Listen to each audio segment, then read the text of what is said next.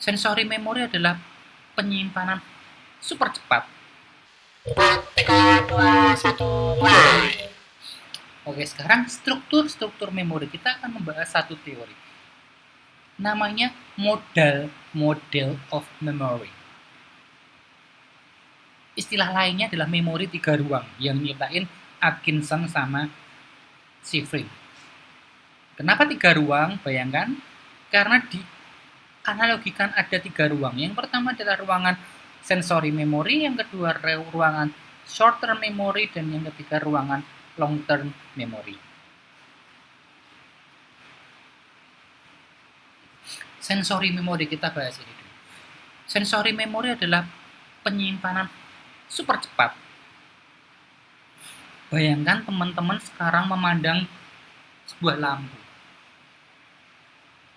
Kemudian taruh benda di antara mata teman-teman dan lampu itu. Misalnya taruh tangan.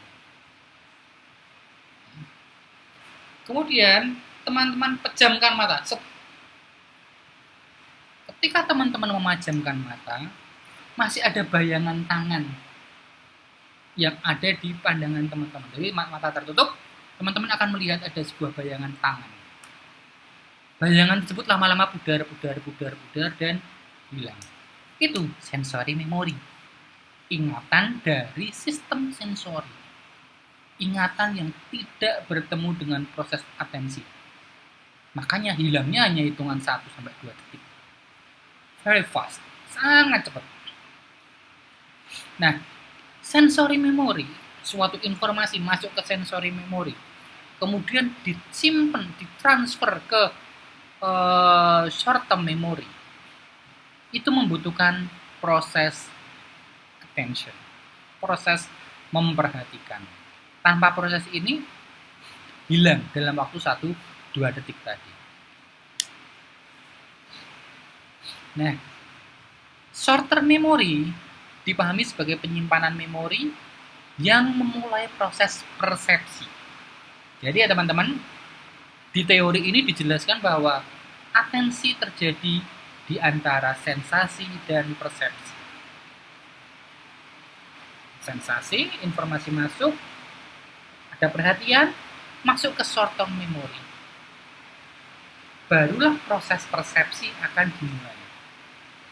Karena apa? Proses persepsi, pemaknaan, akan dihubungkan dengan informasi yang telah tersimpan di long term memory. Jadi ada informasi masuk, informasi baru, jebret, ada proses atensi, masuk ke short term memory. Kemudian akan diproses dengan informasi yang telah tersimpan di long term memory. Ini namanya persepsi.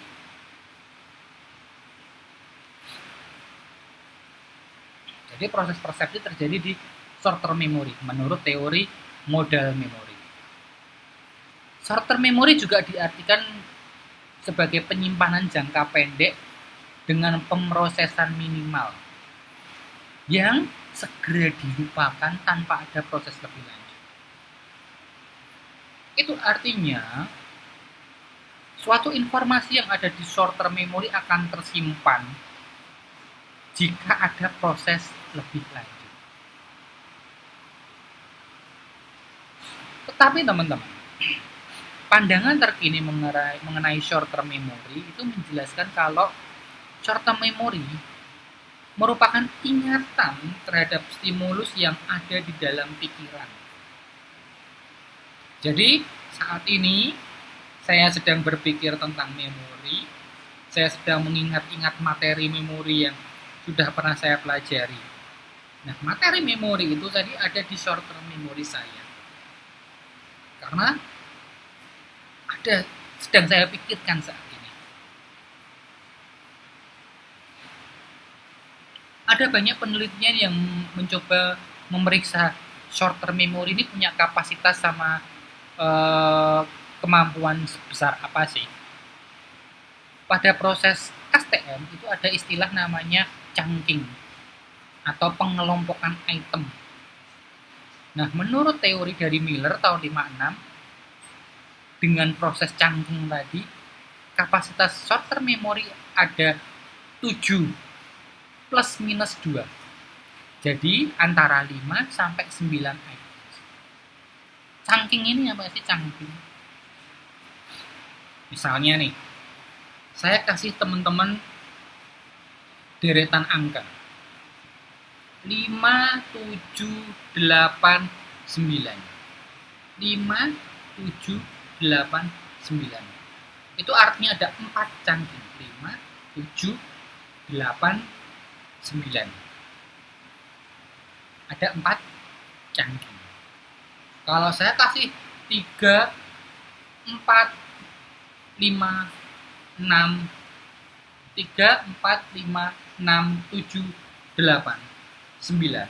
Itu artinya ada 7 chunking. Lalu bagaimana kalau saya kasih sebuah kata? Misalnya kata memori. Ada berapa chunking itu? M-E-M-O-R-I. 6 chunking. No. Memori itu 1 chunking. Ya, jadi paham di sini ya. Pengelompokan item. Kadang-kadang kalau teman-teman ngapalin nomor HP 081322884163, teman-teman akan mengumpulkannya dalam 4 angka. 0813 sebagai 1 chunking. 0813, 1288, 1288 sebagai 1 chunking. Nomor selanjutnya sebagai 1 chunking. Jadi ada 3 chunking biasanya kalau teman-teman mengingat 12 angka pada nomor HP baru.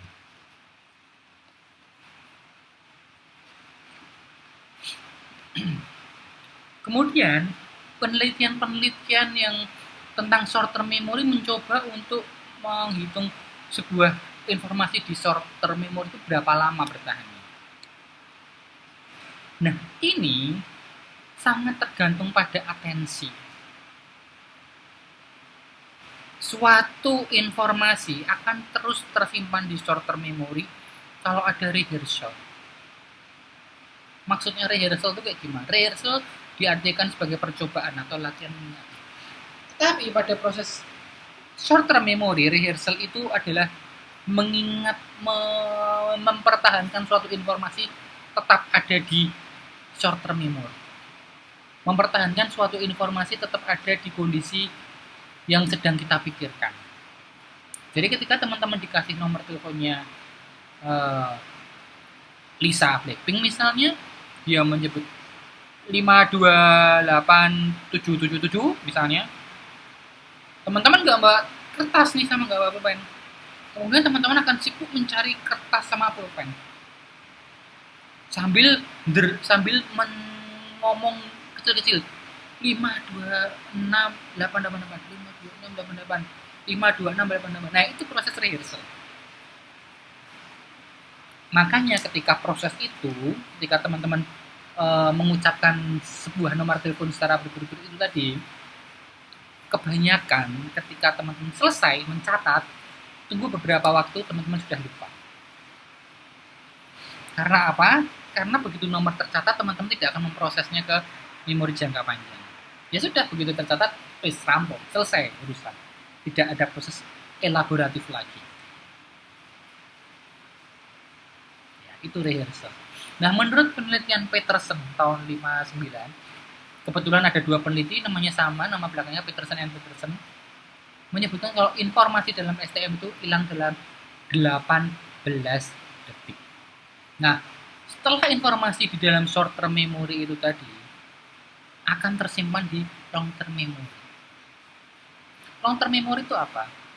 Teman-teman ingat nggak apa menu makan siang teman-teman 1 hari yang lalu? Kalau masih ingat, itu namanya long term memory. Long term memory memang tidak terbatas dalam segi kapasitas maupun waktu. Jadi suatu informasi akan tersimpan di dalam long term memory kalau ada proses elaboratif. Jadi tadi, nah teman-teman dikasih nomor HP-nya Lisa, sambil mencari kertas dan pulpen, teman-teman sambil bermimil ngomong-ngomong kecil gitu nomor HP-nya.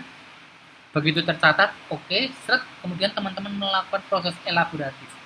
Oh, nomor teleponnya Lisa, sekian, 5268888. Saya nggak tahu itu nomornya siapa ya, hanya contoh. 5268888. Oke, 526 triple 8. Oke, ini nomornya Lisa. 526 triple 8. Nah, itu adalah proses elaboratif.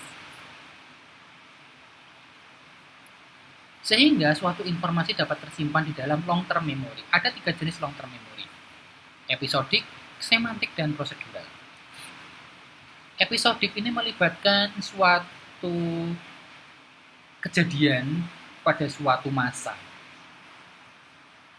Jadi ingatan suatu pengalaman. Misalnya ketika teman-teman misalnya lulus SMA, teman-teman ingatan ulang tahun ke-17, atau pengalaman pertama ditolak sama orang yang disukai, pengalaman pertama ambiar. Ya, itu adalah memori episodik. Beberapa memori episodik memang menunjukkan ada hubungannya dengan memori autobiografi. Jadi memori autobiografi pasti adalah memori episodik. Tapi tidak semua memori episodik adalah memori autobiografi. Yang selanjutnya adalah memori semantik. Ini adalah memori atau ingatan-ingatan tentang pengetahuan dasar. Contohnya Pancasila, sila 1 Ketuhanan Yang Maha Esa, sila 2, 3 sampai 5. atau pengetahuan dasar tentang rumus kimia. Jadi proses belajar menghafalkan suatu teori, menghafalkan suatu definisi, itu adalah memori semantik. Terakhir adalah memori prosedural. Memori prosedural, memori tentang proses melakukan sesuatu. Kita bisa melakukannya, tapi kita nggak bisa untuk menjelaskan. Contohnya apa? Naik sepeda. Kita bisa naik sepeda.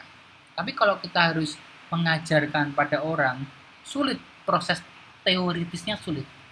Langsung praktek, ayo kamu naik, saya pegangin. Genjot. Berenang. Sulit untuk dijelaskan. Jadi, memori prosedural adalah suatu ingatan tentang cara-cara yang kita bisa melakukannya, gampang banget. Tapi kalau suruh menjelaskan, agak susah. Itu tadi, memori jangka panjang ada 3, episodik, semantik, dan prosedural. Terima kasih.